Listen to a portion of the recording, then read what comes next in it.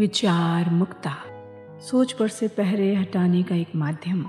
जुड़िए हमसे इस वैचारिक मंथन में। आज के दौर में जब बाजार ने मानवीय संवेदनाओं में सेंध लगा दी है और इंसान का वजन उसकी जेब से तौला जाने लगा है, तब सच्ची मित्रता मिलना रेगिस्तान में अमृत मिलने के समान है। जीवन के अधिकांश रिश्ते, माता पिता, भाई बहन या सगे संबंधी हमें जन्म के साथ उपहार में मिल जाते हैं, परंतु मित्र बनाना होता है।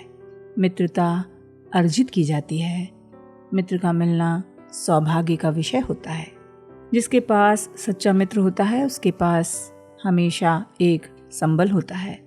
दुर्दिन के दौर में ये मित्र ही होते हैं जो हमें अपने पैरों पर खड़ा करते हैं। मित्र वो छायादार वृक्ष है जो जीवन की चिलमिलाती धूप में सांत्वना की छांव देता है और समय पड़ने पर उम्मीद के बादल बनकर बरसता भी है। मैत्री किसी पद या प्रतिष्ठा की मोहताज नहीं होती। इसकी इकलौती पूंजी विश्वास है जिसे सिर्फ प्रेम और त्याग से सींचा जा सकता है। वन वन भटकते राम को यदि सुग्रीव जैसा मित्र ना मिलता तो शायद राम कथा की परिणति कुछ और होती। राम और सुग्रीव ने अग्नि को साक्षी बनाकर संकल्प के साथ हाथों में जल लेकर मित्रता करते हुए एक दूसरे के सुख दुख में साथ निभाने का वचन दिया। संकल्प लेते समय अंजुरी में जल लेने का विधान इसलिए है कि आपको याद रहे कि जैसा जल पारदर्शी है वैसा ही मन भी पारदर्शी होना आवश्यक है।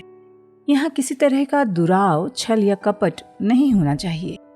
साफ हृदय तो ईश्वर का घर होता है।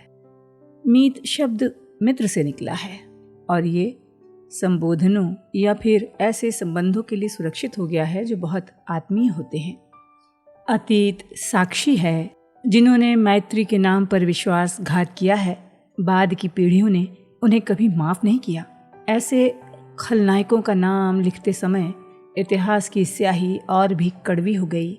लोग विश्वासघातियों को जयचंद और मीर जाफर जैसे नामों से पुकारने लगे।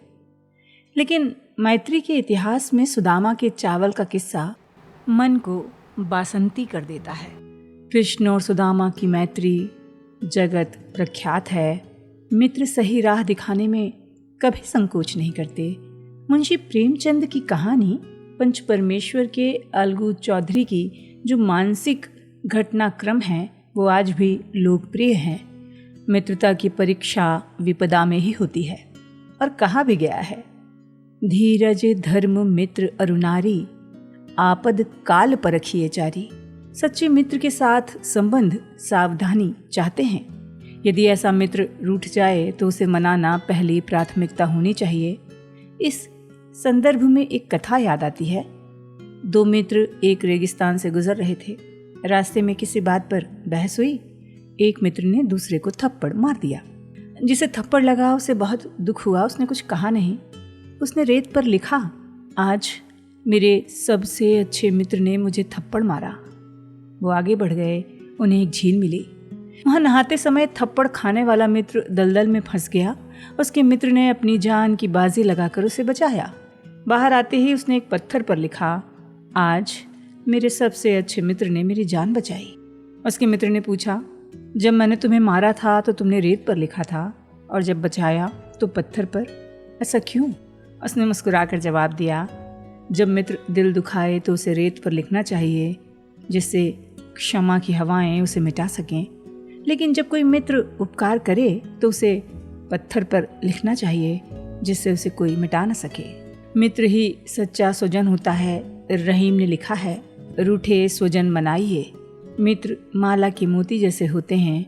जैसे माला टूटने पर गिरे मोती ढूंढकर फिर माला में पिरो दिए जाते हैं, वैसे ही रूठे मित्र को भी मना लिया जाना चाहिए, क्योंकि मित्रता एक सच्चा मोती है।